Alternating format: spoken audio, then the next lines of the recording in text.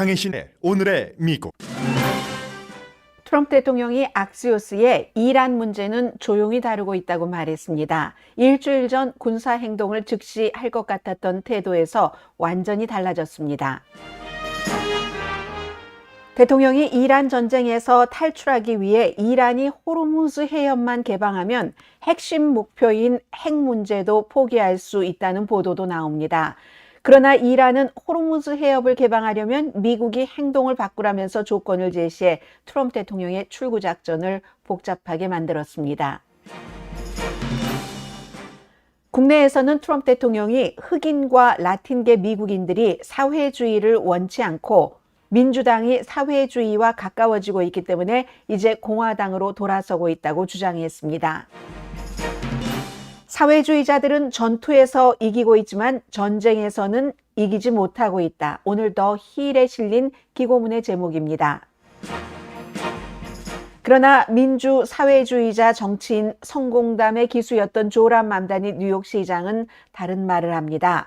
민주사회주의자 후보들은 민주당이 과거에 있던 자리로 돌아가고 있는 것이라고 주장을 했습니다. 내일은 한인 프란체스카 홍 위스콘신 주 하원 의원이 출마한 주지사 예비선거가 치러지는 날이고 거의 세계가 이 결과에 주목하고 있습니다. 트럼프 대통령이 리플렉팅 풀 보수 공사 중에 어떤 계약회사에 실수가 있었다고 말을 했습니다. 동시에 여전히 올림픽 선수를 연방기물 파손 혐의로 다시 기소해야 한다고 주장합니다. 그린란드 정부가 트럼프 대통령과 연관된 미국 오일 회사가 그린란드에서 오일 매장량을 조사하기 위한 준비 과정에서 승인도 받지 않고 시추 장비를 육지로 반입하자 강력하게 경고했습니다. 여러분 안녕하십니까? 오늘의 미국 강혜신입니다. 네. 뉴노멀 굉장히 뭔가 해결되는 것처럼 보이다가 이란과 미국과의 전쟁이 또 그렇지 않은 것처럼 보이고 이렇게 저렇게 하다가 그냥 늘 그 사이클이 오랫동안 반복될 수 있다 하는 뉴노멀을 전문가들이 얘기를 하기 시작하고 한 열흘쯤 흐른 것 같습니다.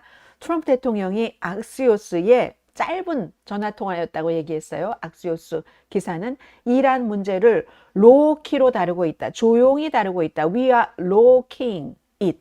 그 이슈에 대해서 그리고 반쯤만 협상하고 있다는 게 무슨 말인가요? Semi negotiation 하고 있다고 이렇게 얘기를 했습니다.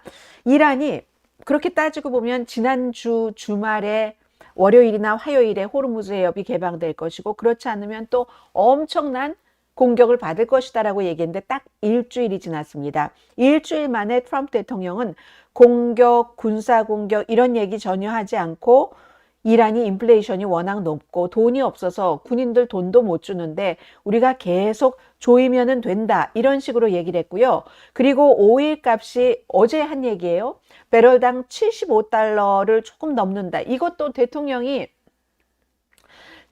하는 말을 이렇게 못 믿었어야 되겠습니까? 제가 뉴스 하다가 이런 중간에 설명을 안 붙이려고 하는데도 그렇게 어제 지금 현재 브렌트유가 $86 58센트 어제보다 $3 6센트가 올랐으니까 어제도 $83 정도는 됐었다는 얘기잖아요. 그런데 이제 대통령은 그렇게 얘기를 했고 마찬가지예요. 지금 텍사스 중진료도 오늘 $81 정도 되고 있거든요.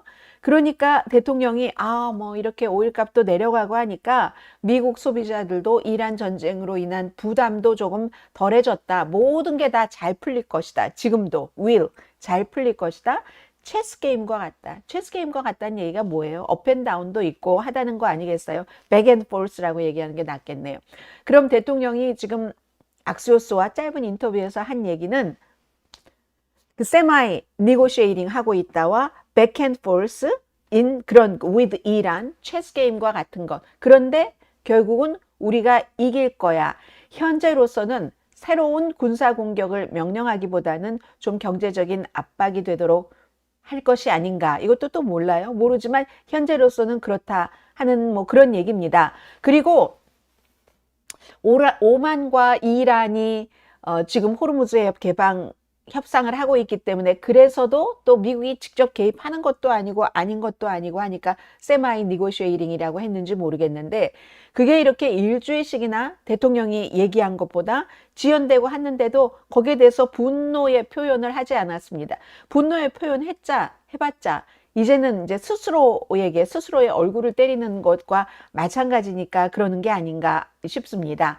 혹시 주말에 뉴스를 듣지 않으셨던 분이라면 제가 그제 뉴스를 하면서 감히라는 부사를 이란과 이스라엘에 썼는데 이스라엘도 트럼프 대통령이 제시한 가자지구 평화안 7월 30일에 제시한 15단계를 거절을 했고요. 리젝트를 했고 그리고 이란도 호르무즈 해협을 열려면은 새로운 미국이 해줘야 될 게 있다. 이 조건 없으면 우리 호르무즈 해협 안 열어. 미국이 또 행동을 바꿔야 돼. 지금처럼 하면 안 돼. 한마디로 6개 조항인데 이란의 이제 그 최고 국가안보회의의 그 사무총장이에요. 이 사람이 얘기하기를 전쟁 끝내고 우리와만 끝내는 게 아니고 우리의 대리 세력과도 다 끝내고 지금까지 전쟁 저지른 거기에 대해서 전체적으로 다 피해 보상해야지 되고 호르무즈 해협에서 미군 떠나야지 되고 그 해협 봉쇄 풀어야지 되고 이란에 대해서 경제 제재했던 것도 풀고 돈도 다 돌려줘야지 된다. 지금 이런 얘기잖아요. 이것은 핵 합의를 위한 전제 조건이었습니다. 이란이 지난번에도 미국과 평화안을 협상할 때도 했었던 얘기지만 이것은 마지막에 이 같은 조건은 핵 합의를 하기 위한 조건이었는데 그걸 이제는 호르무즈 해협을 개방하는데 만도 이런 모든 것들 배상금 이거 다 해내야지 된다. 미국이. 그러기 전에는 미국이 behavior를 그 행동을 고쳐야지 된다. 코렉트 해야지 된다고 얘기를 했어요. 고치기 전에는 호르무즈 해협도 안 열어. 전에는 제일 중요하고 심각한 핵 이쪽에 걸었던 것을 호르무즈 해협 쪽으로 걸고 왔어요. 그럼 미국은 완전히 졌다라는 게 확인이 됩니다. 이란 전쟁을 시작하기 이전에는 호르무즈 해협에 대해서 이런 이란이 조건을 걸고 말고 할 일이 없었죠. 혹을 붙인 격이죠, 지금. 이렇게 보면은. 그러면서 계속 그냥 그 트럼프 대통령이 말만 하면 세계 모든 강대국들이 움츠리고 빨리 움직이고 했었는데 일주일째 이란과 오만이 호르무즈 해협 개방에 대해서 어떻게 하는가 그걸 지금 기다리면서 불만도 더 이상은 말하지 못해요. 너무 큰 소리를 많이 쳐놨고 그 뒤에 결정적으로 큰 소리 친 거 문명을 파괴하겠다. 모든 기관시설을 다 없애버리겠어? 하고는 마지막 순간에 항상 타코를 해버렸기 때문에 뒤로 돌아서 버렸기 때문에 더 이상은 불만도 이번에는 말하지 못하고 있습니다. 성사 전망은 지금으로서는 이란과 오만의 호르무즈 해협을 개방하는 것 있죠. 글쎄요. 그다지 쉽게 할 수 있을 것 같다 하는 것 같진 않아요. 이란도 내부에서도 물론 의견들이 있겠죠. 대통령처럼 경제가 너무 심각하니까 미국과 협상해야 된다 하는 측이 있고 이란 혁명수비대처럼 하나도 양보할 수 없어 하는 그 상황에서 지금 트럼프 대통령이 양보를 하고 있는 겁니다. 그래서요.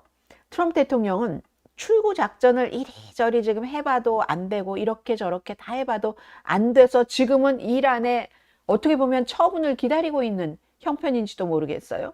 그 출구 작전, 출구를 나가기 위해서 전쟁의 핵심 목표마저도 포기할 뜻을 시사를 했습니다. 이게 월스트리트저널의 보도거든요. 최근 몇 주일 동안 이제 고위 보좌관들 앞에서 얘기를 했대요. 호르무즈 해협만 개방을 한다면 그럼 핵 프로그램에 대해서는 합의 이루지 못하더라도 호르무즈 해협만 개방하면 결과를 받아들일 수 있다. 이렇게 대통령 주변 사람들이 월스트리트저널에 얘기를 한 거거든요. 이것도 그래요. 이 전쟁 이전에는 이렇게 할 이유가 없었던 겁니다. 그런데 오히려 핵 문제에는 손도 대지 못하고 그러면서 호르무즈 해협만 개방한다면 그 더 낮은 단계에 지금 대통령이 집착을 할 수밖에 없는 그거잖아요. 이란은 점점 미국에 대해서 핵심 요구를 높이고 미국은 점점 요구를 지금 낮추고 있는 겁니다. 그리고요. 월스트리트저널이 이렇게 보도를 했거든요. 여러분 이 얘기가 맞는가 한번 봐주세요. 트럼프 대통령은 미국이 지난해 이란의 주요 핵시설 3군데를 파괴한 뒤에는 자신의 임기 중에는 이란이 핵 프로그램을 재건할 능력이 없을 것이라고 비공개적으로 계속 얘기를 해왔다는 거예요. 이번에 전쟁을 할 때, 물론 시작할 때 의회에 통고도 하지 않았고 그 목표가 무엇인지 제대로 밝히지도 않았지만 결국은 나중에 얘기한 것을 보면은 핵 때문에 그렇다. 이란이 가만 내버려 뒀으면 뭐 2주일 안에 뭐 완전히 핵이 만들어진다면서요. 그래서 그랬다 했는데 이 월스트리트저널은 이미 지난해 주요 핵시설을 3군데를 파괴한 뒤에는 자신의 임기 중에는, 그것도 자신의 임기 중입니다, 이란이 핵 프로그램을 재건할 능력이 없을 것이더라. 이렇게 비공개로 해. 그럼 왜 쳐들어간 거예요? 이란에 도대체 세계의 경제를 이렇게 흐려가면서 지금 그 문제가 있고요. 그래서 결국은 지금 이란과 오만이 어떻게 협상을 이뤄내지 않을지, 지금 이란은 서두를 필요가 없어요. 지금 미국이 조급해하고 있기 때문에 선거는 다가오고 이란 이슈뿐만이 아니라 많은 이슈에서 트럼프 대통령의 지지율은 내려가고, 그러니까 이란은 그냥 별로 서두르지 않은 거예요. 지금 이 오만과 호르무즈 해협을 열기 위한 협상을 하는 것도 돈 문제를 지금 의논하고 있지 않다고 그랬잖아요. 이란이 돈 안 받겠다는 게 아니라 일단 아직 돈 문제를 구체적으로 의논하기 위한 단계에 안 갔다고 보는 게 더 맞지 않겠습니까? 그래서 시간이 걸릴지 어떻게 될지, 아니면 미국에서 엄청나게 양보를 하면 이란에, 겉으로든 외교적으로는 안 그래도 뒤로든 실제적으로 그렇다면 모르지만 지금으로선 그때 별로지만 제일 중요한 건 트럼프 대통령은 계속 중간 선거가 다가오고 있기 때문에 아무리 대통령이 중간 선거는 포기하겠어. 그리고 뭐 공화당이 지면 어때? 나만 그냥 내가 생각을 했었던 중동 이슈 같은 건 이런 것들 하면 되지 라고 생각을 한다고 하지만 대통령인데 그럴 수야 없겠죠. 해서 지금 압박을 많이 받고 있는 쪽은 이란도 압박을 받지만 경제적으로 이란은 지금 8월이죠. 9월, 10월, 3개월 뒤에 선거가 치러질 리가 없잖아요. 이란 정권도 최종 목표는 정권을 지키는 것이고 트럼프 대통령도 이걸 지키는 것이고 할 때는 당연히 적어도 이게 3년짜리라면 모르지만 3개월 앞에 것을 보고 있을 때는 미국의 트럼프 대통령이 압박을 많이 받는다. 지금 현재 말씀드렸잖아요. 지금 오일이 어떻게 돼 있나요? 큰 변화 없겠죠. 선물 오일 가격이 86달러였죠. 86달러 56센트 정도 지금 되고 있거든요. 해서 이럴지도 저럴지도 모르겠는데 이란 문제에 대해서는, 그런데 트럼프 대통령이 많이 엄청나게 양보를 하고 있다. 이것도 무슨 뭐 미국이랑 비슷한 그런 강대국도 아니고, 물론 이란이 나름대로 좋은 면이든 나쁜 면이든 그 뭐 페르시아 제국의 그 피부터 시작을 해서 강한 면이 있으니까 트럼프 대통령을 확 누를 수 있는 거겠죠. 지금은 미국이 눌려졌습니다. 이란에 의해서.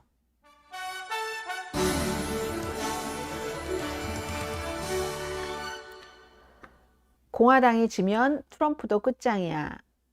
그렇죠. 트럼프 대통령이 아무리 뭐 공화당이 져도 어떻게 상관이 없어요.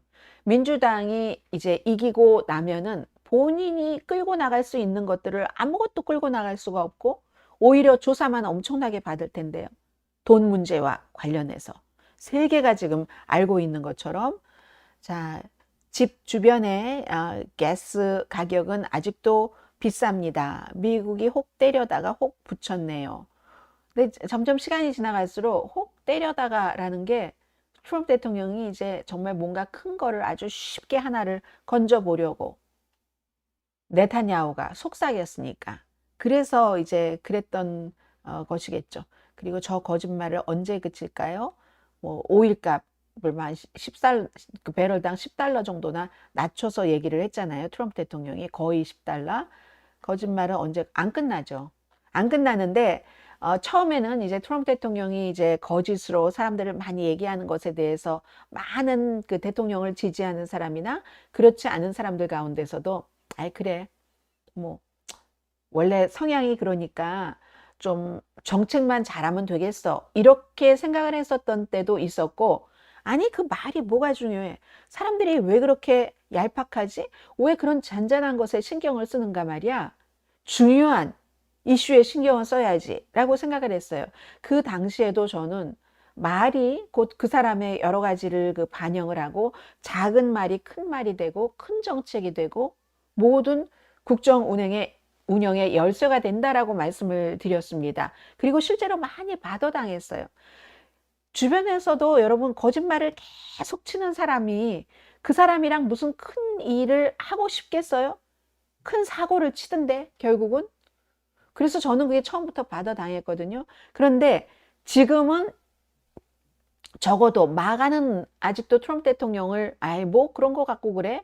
그리고 그게 무슨 거짓말이야 하고 해석을 또 잘해주지만 적어도 이제 중도에 있었던 사람들은 아 거짓말이라는 게 이렇게 중요한 거구나 나쁜 거구나 더군다나 대통령의 거짓말은 그런 것을 이제는 느끼실 것 같아요. 너무 어떻게 저런 거짓말을 하지 하는 사람에게 왜 이렇게 쫀쫀해 크게 봐 라고 했었던 사람도 저거 심각한 거네 라고 생각을 하리라고 믿으면서 저는 그렇게 생각을 해야지 된다고 믿으면서 네.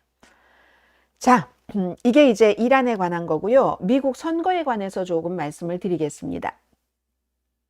이제는 미국에서 적어도 몇 개월 안에 민주사회주의라는 것이 흥할 것인가 그냥 그럭저럭 하다가 말 것인가 이게 이제 결정이 될 것 같아요. 물론 이미 미국의 그 대도시에서는 민주사회주의자, 그 민주사회주의자들이라는 정치 조직의 멤버인 사람들이 많이 뉴욕의 조란 맘다니를 포함을 해서 당선이 됐지만 이제부터 이제 시작인 것 같아요. 본격적인 시작이. 근데 트럼프 대통령이 정치에 관해서 그 한 얘기가 있는데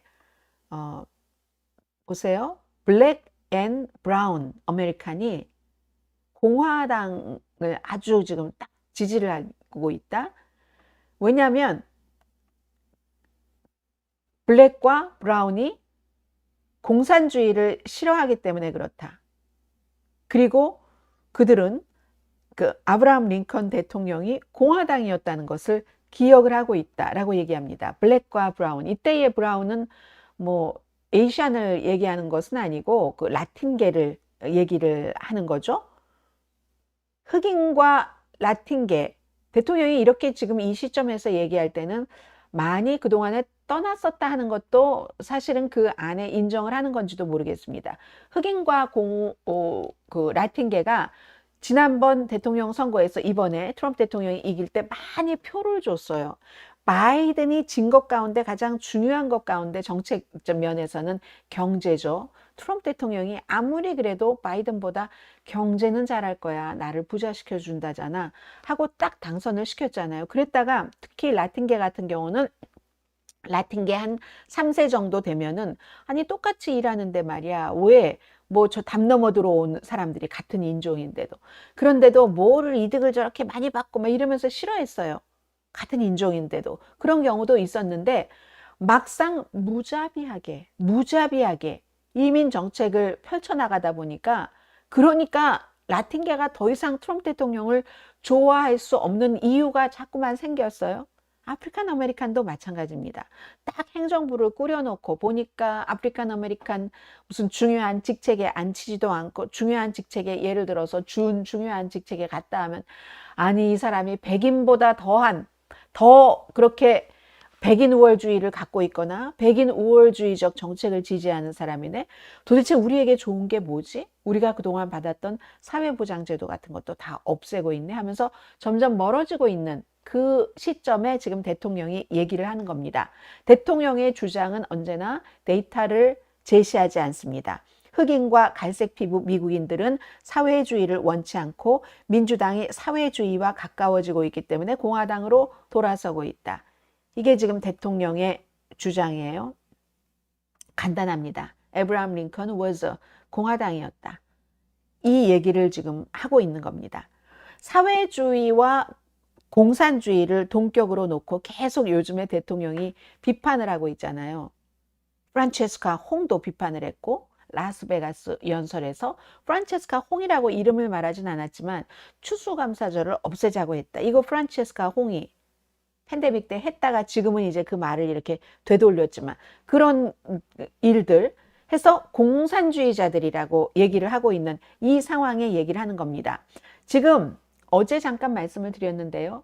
사회민주주의자들이라는 이 정치 조직, 사회 조직은 사회적인 예를 들어서 국가가 조금 주도를 해서 좀 공평한 경제, 그렇게 하려면은 가장 기본권을 보장을 해주려면 부자들의 세금을 조금 많이 내야지 되고, 그런 이슈뿐만이 아니라 인종차별적인 이민 정책에도 반대랍니다. 그리고 가자에서 이스라엘이 국제사회에선 집단 학살이라고 보잖아요. 팔레스타인 사람들을. 그렇게 한 이스라엘과 동맹을 맺고 이스라엘을 지원하는 것도 사회민주주의자들 멤버들은 아주 싫어합니다. 그런데 트럼프 대통령은 그런 그 사회민주주의자들을 공산당이라고 얘기를 하고 있잖아요. 확고한 막 공산주의자들이다. 이렇게 얘기하면서 공산주의자들이 미국에서 움직이기 시작한다. 게임이 시작됐다. The game is on. 이렇게 얘기하면서 7월 4일 독립기념일 연설에서도 공산주의는 가능한 한 빨리빨리 뽑아내야지 될 암이다. 공산주의는 간단히 말하자면 공산주의 아래서 모든 것이 다 망가지고 만다. 엉망진창이 된다. 그런데 지금 민주당이 공산당처럼 돼가고 있다. 지금 이 얘기를 대통령이 하는 겁니다.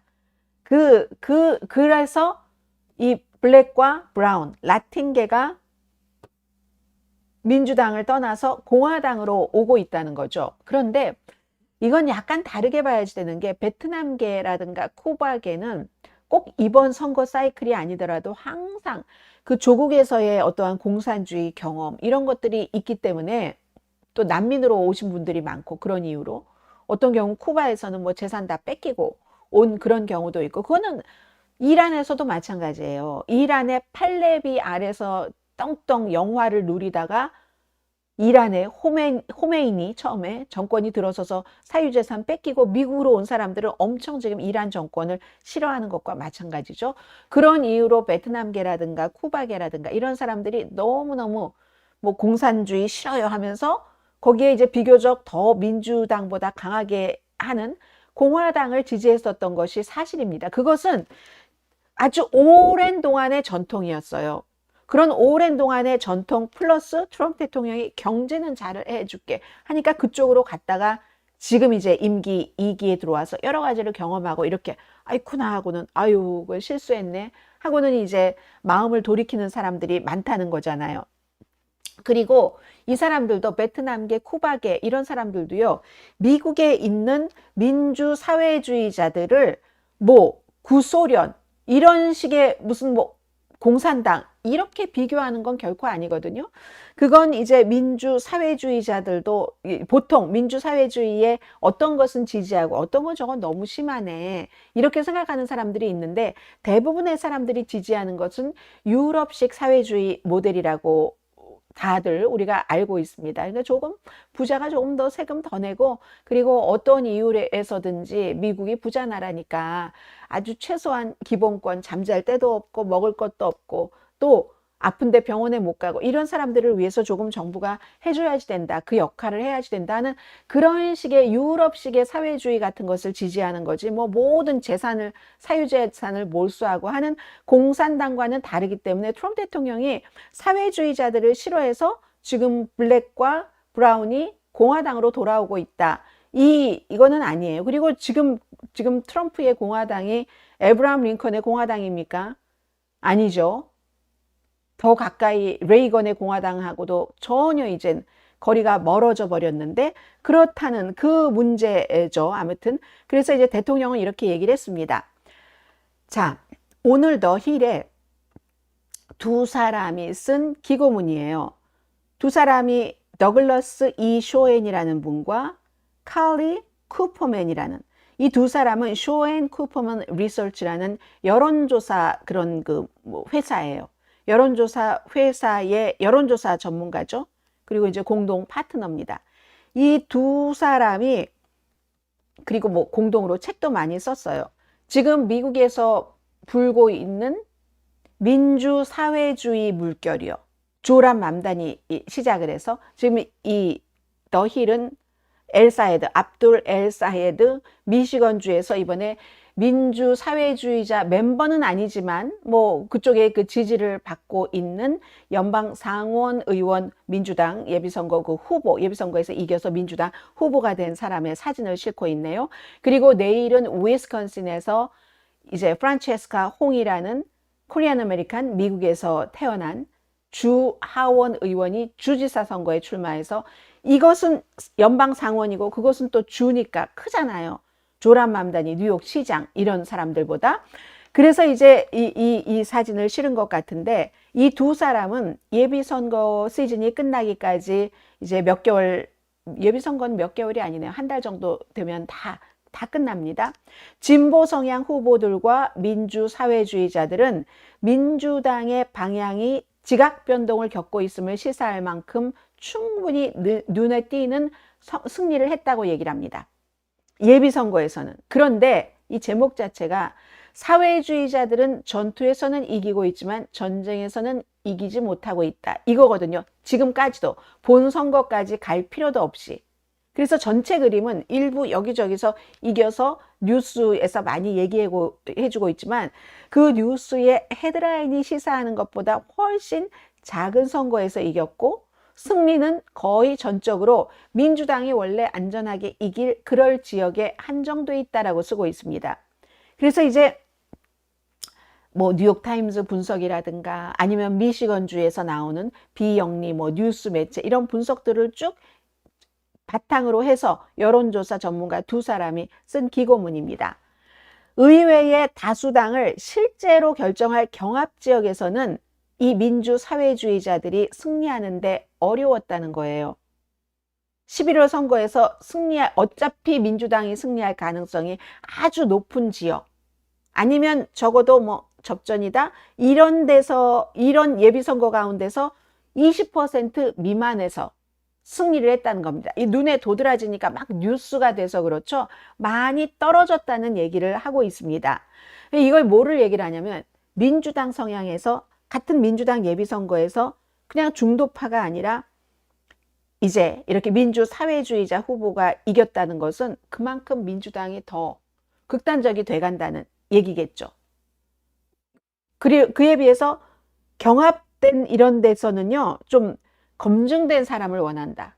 민주당에서 중도파를 원한다. 그런 얘기를 하고 있습니다. 지금 사진에 보고 계시는 압둘 엘사헤드가 미시건 연방 상원 의원 예비선거에서 해리 스티븐스라는 연방 하원 의원을 이긴 거, 이거는 예외라고 얘기를 하고 있어요. 정말 이건 예외. 그 밖의 지역에서는 사회주의 성향의 코리 부시, 지난번에 졌었어요.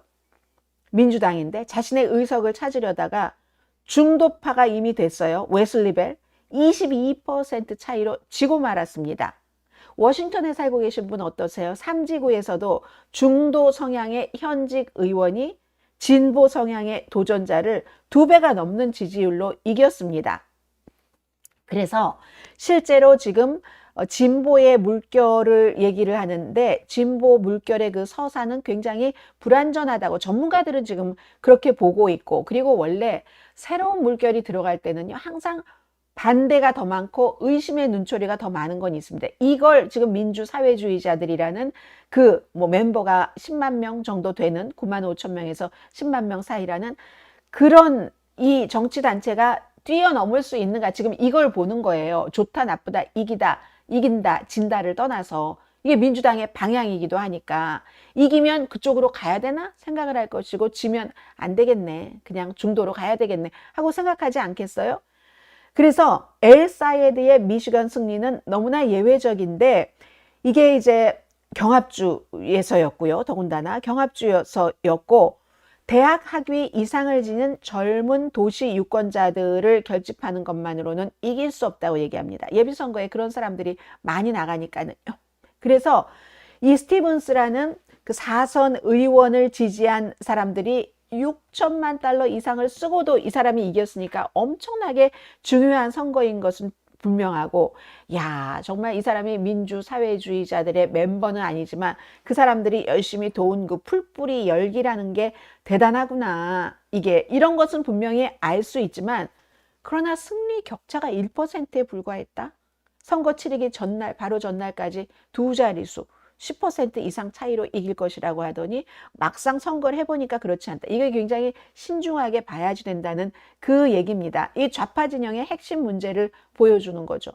아, 그래. 그 뜻이 좋아. 민주당이 지금 기존 세력이 아무것도 하는 게 없고 트럼프 비난만 하니까 그러느니 새로운 방향 제시를 하는 진보 사람들 생각하다가도 막상 투표할 때가 되면은 아유, 안심이 안 돼. 이게 많다는 거예요. 그래서 그 브리지 미시간, 이것 여기도 역시 그 미시간 쪽에 여러 가지 뉴스를 다루는 비영리 뉴스입니다. 정치부터 교육까지 다요. 버니 샌더스 있죠. 버니 샌더스가 2016년도에 미시건 민주당 대통령 예비선거에서 승리했어요. 2016년도에 미시건에서 버니 샌더스. 근데 버니 샌더스도 그때 웨인, 오클랜드, 그리고 이제 매컴 여기 이기지 못해. 똑같아요. 엘사이드와. 그러니까 디트로이트 이쪽을 이기지 못하고 승리했고 이번에 엘사이드도 그렇게 그런데도 이기지 못하고 전국적으로 승리를 했으니까 정말 이거 정말 그 예외적이기는 하지만 그러나 꼭 그렇지 않다고 얘기를 해요. 그 밖의 사람은 이 엘사이드를 제외하고는 그리고는 다 시 아니냐. 아무리 미국에서 넘버원 도시라고 하더라도 조란 맘다니도 시장이고 그 밖에 다른 곳들도 좀 작은 규모가 작다라고 얘기를 합니다. 그래서 이 두 전문가가요.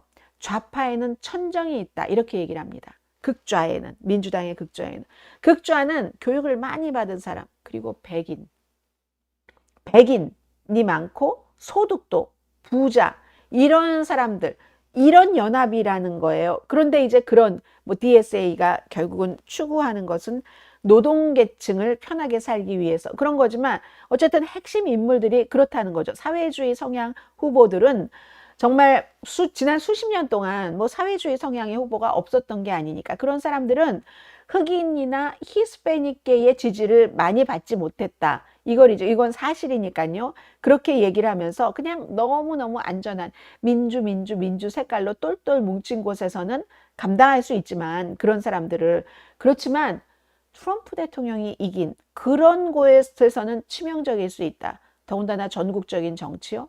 뭐 연방 하원의원, 연방 상원의원 그렇게 되는 경우 트럼프 색깔이 강한 곳에서는 치명적일 수 있다라고 얘기를 합니다. 그래서 이번 예비선거에서도 좌파, 급진 좌파는 천정이 있다는 것을 보여줬고 그 얘기를 합니다. 그래서 이제 여전히 단 하나의 선거일 뿐이다라고 얘기하는데 내일 이제 봐야죠. 내일 이제 위스콘신에서 이렇게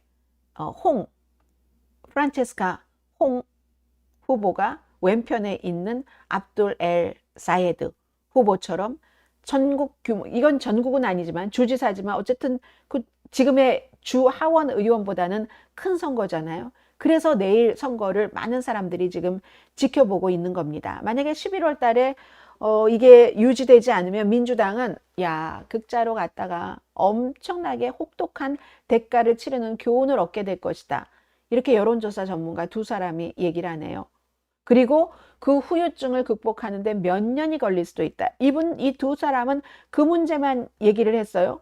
이제 굉장히 좀 이런 부분에 대해서 비관적으로 본 거잖아요. 더글라스 이 쇼엔 또 칼리 쿠퍼먼 이 두 분은. 그렇지만 만약에 정말 이 같은 많은 의심의 눈초리 무슨 눈초리가 있음에도 불구하고 본선거에서까지 엘사이드가 공화당 후보를 물리치고 이기고 한다면 그때는 또 민주당이 입장을 달리해야지 될지도 모르죠. 지금 우리 미국 민주 사회주의자들이라는 이 조직에서 지금 배워와야지 될 것은 우리가 배워와야지 되겠구나. 어차피 그 사람들이 정당이 아니기 때문에 민주당 후보를 지지를 하니까 같은 당 후보끼리 싸우는 거면 힘이 약해지잖아요. 그래서 이제 중요하고 내일 선거가 그런 의미에서 이제 많은 사람들이 쳐다보고 있는 겁니다. 맘다니 후보가 얘기를 했네요. 이제 이렇게 많은 사람들이 전문가들이 뭐 특히 공화당에서 비관적으로 아니에요. 공화당에서도 비관적으로 보지만 민주당에서도 기존 세력들이 다 싫어하잖아요. 기존 세력들은 위험하니까 너무나 위험하니까 기존 세력의 입장에서 보면은 근데 맘다니가 민주 사회주의자들은 Going back to what the party used to be. 민주사회주의자들 후보들은 민주당이 원래 있었던 아주 익숙한 used to be 했었던 그곳으로 지금 돌아가고 있습니다. 이렇게 얘기를 했거든요. 인터뷰에서 얘기를 한 거예요. 시리우스 XM 인터뷰, 그 얼번 뷰라는 유명한 그 프로그램이잖아요. 거기서 이제 뭐 진행자가 2028년도 민주당 그 후보에서 이제 대선까지 이게 이어지니까 봐야지 되니까 뭐 좀 좋은 후보가 있다고 생각하세요? 이런 질문을 받으니까 이조란 맘다니는 저는 안 되고요. 본인은 이제 우간다에서 태어났으니까 자격이 없잖아요. 많이 있다. 선택지가 여러 가지가 있는데 특히 이제 어퍼러빌리티 이게 민주사회주의자들이 강조를 하는 거잖아요.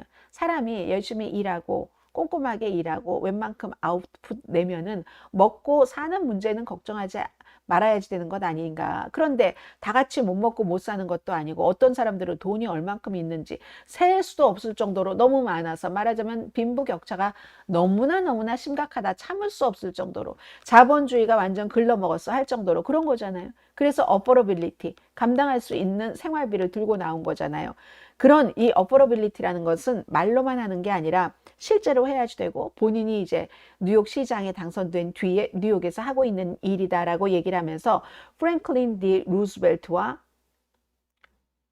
피오렐로 라과디아 두 사람을 예로 들었습니다. 라과디아 이분은 프랭클린 루스벨트 시절에 뉴욕의 시장이었습니다. 그리고 뉴딜 정책을 생각을 해보라고 하는데 지금 어퍼러빌리티를 민주사회주의자 후보들이 막 강조를 하는 것은 민주당에서 달아나는 게 아니라 그쪽으로 프랭클린 디 루스벨트와 피오넬로 라과디아 시장 쪽으로 가고 있다는 얘기입니다. 민주당이 그런 정당이었다. 다시 그런 정당이 될 수 있다. 이기고 싶다면 그런 정당이 돼야지 된다 하는 얘기죠. 1920년대 후반 30년대 초 그 대공황 때 뉴딜 정책이라는 것을 해서 정말 의료를 싸게 했고 가난한 그런 사람들을 돕기 위해서 대통령은 대통령대로 뉴욕 시장은 시장대로 말하자면 어퍼러빌리티 의제를 했다는 거예요. 그래서 맘다니 본인이 시장 선거를 할 때 자신이 추구하겠다고 했었던 것이 그런 것들이다라고 얘기를 합니다. 그런 것에 이제 민주사회주의자들은 이스라엘에 대해서 지금 반대하는 그런 것들이 있고요. 그리고 이제 정치적인 이해관계자들이 정치자금 기부를 서로 주고받으면서 뭐 하는 거 이런 거 엄청 싫어하고 그러나 무슨 뭐 경찰을 없애야 된다던가 교도소를 없애야 된다던가 이런 극단적인 주장도 분명히 그 민주사회주의자들이라는 미국 민주사회주의자들이라는 DSA 약자로 그 조직에 있기는 있어요. 그런데 이제 맘단이라든가 무슨 뭐 여러 지금 민주사회주의자에 속한 그런 사람들은 그렇게까지 이 극단적인 것까지 따르지는 않습니다. 어쨌든 요즘에 이게 민주당에서는 특히 이제 그 제임스 카빌 같은 그 빌 클린턴 대통령 시대의 전략가 같은 사람들은 엄청나게 여기저기 텔레비전 막 하루 종일 여기 틀면 여기 나오고 저기 틀면 저기 케이블 텔레비전에 나와서 민주사회주의자들에 대한 경고를 하고 있습니다. 이분만 하더라도 나이가 이제 엄청 많은 분이니까 진보 좌파가 말이야 지나치게 지금 흥분돼 있는데 그거 별로야 별로 이렇게 얘기를 하면 버니 샌더스가 나이 더 많은데요. 제임스 카빌보다. 버니 샌더스는 무슨 얘기냐. 선택의 여지가 없다 지금. 제임스 카빌이 뭐 이렇게 내가 속한다. 물론 버니 샌더스가 무소속이지만 대선 후보로 출마할 때도 민주당으로 출마를 했고 투표도 민주당과 같이 합니다. 싫으면 떠나라. 지금 분위기가 이렇게 바뀌고 있고 이렇게 바뀌어야지 민주당이 살 길이다. 떠나서 자기 당을 그럼 새로 만들든지 해라. 이렇게 얘기를 지금 하고 있습니다. 그런데요. 지금 버니 샌더스나 알렉산드리아 오카시오 코르테스 이런 사람들은 그 위스콘신에서 주지사에 출마한 프란체스카 홍 한인 주하원 의원은 지지하지 않습니다. 지금 공개적인 민주사회주의자들 DSA의 멤버인 사람이 조람 맘다니, 알렉산드리아 오카시오 코르테스, 그리고 또 유명한 사람 또 누구 한 사람이 그 프란체스카 홍 이 세 사람이 제일 유명해요. 버니 샌더스는 멤버는 아니에요. 멤버는 아니지만 항상 버니 샌더스를 DSA 미국 민주사회주의자들이라는 이 단체에서 지지를 했었죠. 그래서 이제 아무튼 그 지금 그런 일이 있는데 버니 샌더스와 알렉산드리아 오카시오 콜테스도 이 압둘 알 사이드는 지지를 했어요. 강력하게 지지를 했지만 프란체스카 홍은 지지하지 않습니다. 뭐 여러 가지 이유가 있겠습니다만은 프란체스카 홍이 그 압둘 알 사이드보다 훨씬 급좌라고 생각을 하는 거죠. 물론 압둘 알 사이드는 민주 사회주의 이 여기 멤버는 아니에요. 멤버는 아니지만 이제 이쪽에서 많이 지지를 하고 있으니까. 그런데 어쨌든 이 조란 맘다니도 지지했었죠. 버니 샌더스라든가 알렉산드리아 오카시오 코르테스가. 그러나 이 프란체스카 홍은 지지하지 않습니다. 지금 2위와 표 차이가 뭐 38%, 16% 민주당 예비선거인데요. 이 정도가 나니까 내일 선거에서 무난하게 이길 것이라고는 보여지는데 그만큼의 표차로 이기느냐? 그만큼은 안 될 것 같아요. 왜냐하면 압둘 엘 사이드도 뭐 두 자릿수에서 1%로 줄어들었으니까. 그렇지만 이제 내일 어느 정도의 표 차이로 지금 이긴다고 보고 있거든요. 사람들은 이 프란체스카 홍 후보가 어느 정도로 이기느냐. 그리고 이게 이제 본선거에서 가는 거. 미국에서는 지금 이 문제가 민주사회주의가 민주당만의 문제가 아니라 공화당과 또 나중엔 겨뤄야지 되니까 미국의 어떤 색깔 등등에서 굉장히 중요한 이슈가 되고요.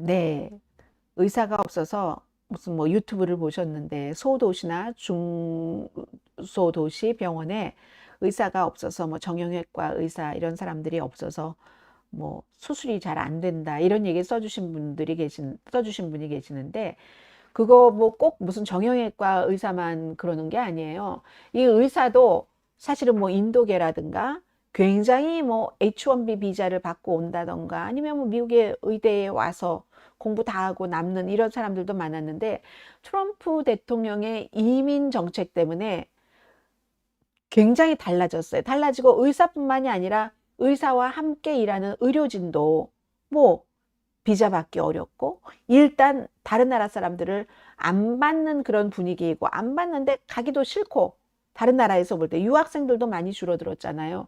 지금 그 이민 그 문제가 병원에도 엄청난 영향을 지금 끼치고 있습니다. 자, 트럼프 대통령답지 않은 일이 하나가 있어서 전해드립니다. 리플렉팅 풀 그 보수공사의 일부 시공업체에 실수가 있었다. 이렇게 얘기를 했거든요. 그 에러가 있었다고 얘기를 했어요. 컨트랙트 에러가 있었다라고 얘기를 했습니다. 이거 대통령이 처음 얘기하는 거예요. 그런데 이 얘기를 할 수밖에 없었고 이 얘기를 하기 전에는 여기에 이제 그 카누 선수, 데이비드 헌 선수 있잖아요.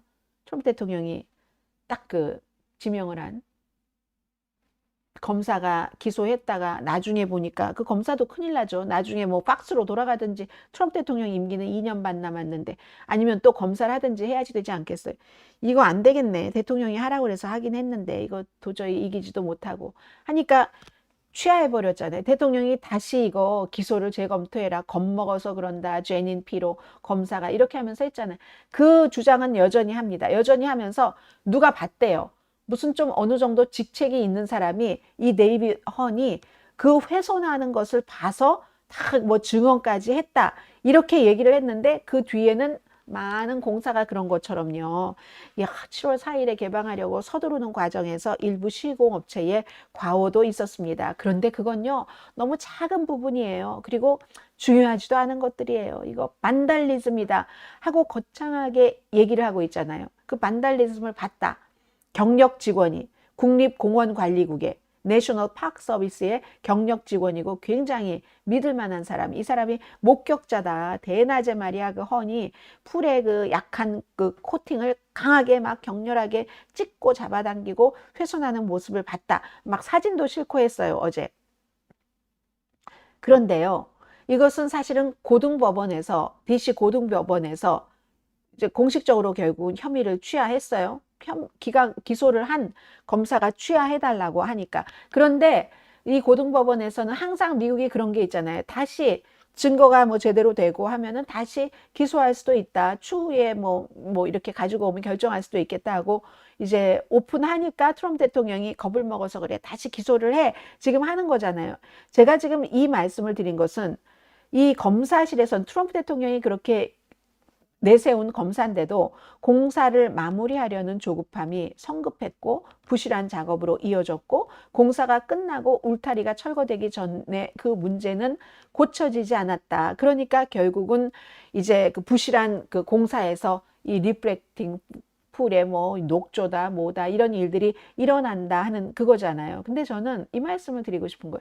너무 과도하게 커져버린 거예요. 아무것도 아닌 무슨 뭐 국가 무슨 중요한 그런 유적지이긴 하지만 그걸 보수공사 한다는데 아무것도 아닐 대통령이 이렇게 얘기를 해야지 될 필요가 없는 것에 반달리즘이다 형사 기소해야지 돼 하면 대통령이 그 검사 만들어준 연방 그 워싱턴 DC 검사 만들어준 사람은 10년 징역형에 처해질 수 있어. 벌금은 $1,000인데 뭘 만졌다고 이렇게 얘기를 하는데 결국 대통령이 뒤로 물러설 수밖에 없는 이유는 데이빗 헌이라는 이 카누 선수가 만지기 9일 전부터 9일 전이죠. 이미 여기서 문제가 생겼다는 거 8일 전부터네요. 코팅이 벗겨지고 이런 문제들이 생겨서 국립공원관리국이 걱정을 했었다. 이렇게 기록까지 다 나왔기 때문에 이런 기록이 나온 상황에서는 대통령이 부정하기는 어렵고 그러니까 핵심 주장은 빼고 그래도 여전히 반달리즘이야 이렇게 얘기하는 지금 이런 모습. 그래서 저는 너무 과도하다. 이런 일들이 왜 이래요? 트럼프 대통령이 입찰 없이 본인과 관련 있는 회사들이 페인팅이건 뭐건 이런 일들을 해서 문제가 커졌으니까 대통령이 이걸 이제 탁 앞에 나서서 이러는 것 아니겠어요? 또 하나 트럼프는 절대로 한번 딱 생각을 했었던 그런 이슈에 대해서 웬만하면 물러나지 않는다를 증명을 하는 겁니다. 글쎄 이거는 트럼프 대통령이 그렇다기보다 트럼프 대통령과 관련이 있는 건데 먼저 영국의 그 가디언이 보도를 했고 미국 매체들이 오늘 받아서 보도를 하기 시작하는데 이렇게 보도를 합니다. 그린란드 트럼프 대통령과 연관된 오일 회사에 강력한 경고를 했다 하는 내용이거든요. 그린란드 행정부가 경고를 한 회사는 텍사스에서 지난해에 만들어진 그린란드 에너지라는 회사랍니다. 이 그린란드 에너지라는 회사에 이제 트럼프 대통령과 연관된 사람이 있다는 거예요. 그래서 이 회사가 그린란드에서도 아주 외딴 지역이래요. 제임슨 랜든이라는 곳에서 오일을 시추할 계획인데 이 회사에서 텍사스 이 회사에서는 한 1조 달러 정도의 원유가 매장돼 있을 수 있다고 주장을 한답니다. 그런데 그린란드 당국은요. 우리가 거기서 이 회사에게 작업하라고 하지 않았는데 우리 작업을 허가하지 않았는데 그런데 장비가 이 그린란드 동부 해안에서 이미 다 육지로 왔답니다. 하역이 됐답니다. 그러니까 경고를 한 거예요. 그린란드가 앞으로 모든 이런 일들은 사전에 그 그린란드의 광물자원 당국이네요. Mineral Resources Authority에 통보가 되고 승인을 받아야지 된다. 이렇게 한다는 겁니다. 그러면 이 회사가 왜 생뚱맞게 그랬느냐 하면은 이 회사는요. 먼저 그린란드는 사실 환경 걱정 때문에 2021년부터 새로운 오일 탐사 그 면허 발급을 중단했답니다.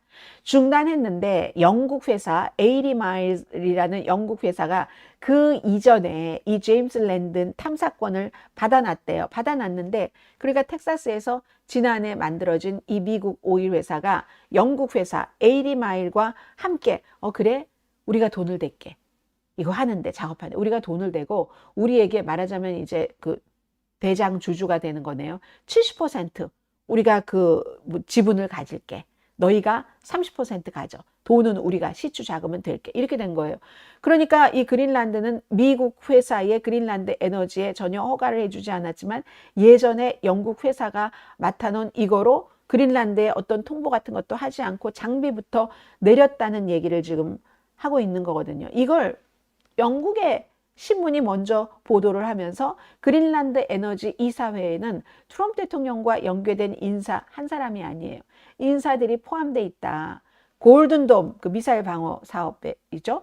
여기에 관여한 미군 그 해군 퇴역 군인도 있고, 그리고 이 회사의 이사장도 그 레리 스웨츠라는 사람도 트럼프 대통령과 이제 이렇게 연관이 있고, 당연히 이 회사에서는 아니 미국의 그린란드 병합과 관련이 없는 거야 이렇게 강조를 하면서 컨테이너 300개를 시추 장비가 들어요. 그렇게 시추 장비가 많이 필요하네요.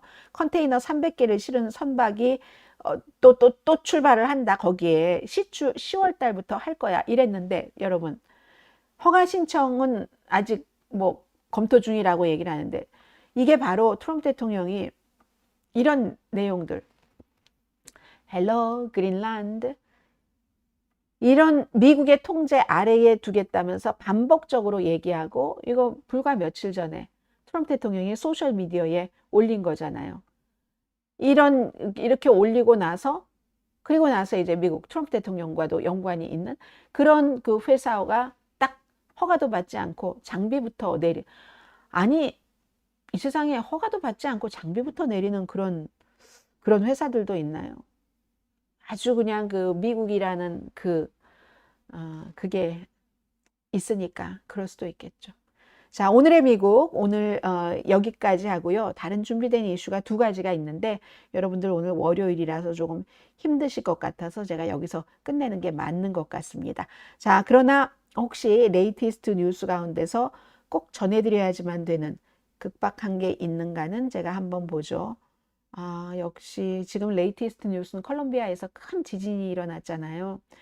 적어도 26분이 지금 숨졌고, 7.4도의 강진이 일어났습니다. 지금 그 밖에는 미국의 뭐 캐나다라든가 미국 쪽에 지금 산불이 많이 일어나서 거기에 관한 속보들이 있고요.